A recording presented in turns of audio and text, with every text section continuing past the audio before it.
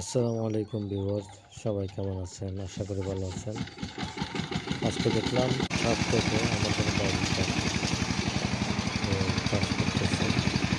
তো তাদের জন্য একটা স্টার্ট করতেছে এবং ট্রাক্টর দিয়ে জমিগুলো আবাদ করতেছে।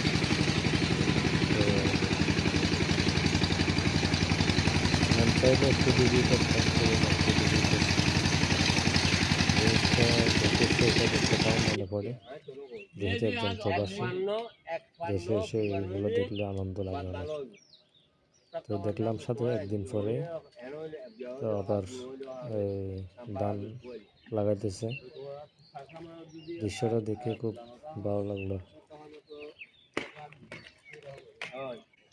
আশা করি আপনাদেরও ভালো লাগবে, যারা শৈশবে এরকম বিলে খালে মাঠে খেলতে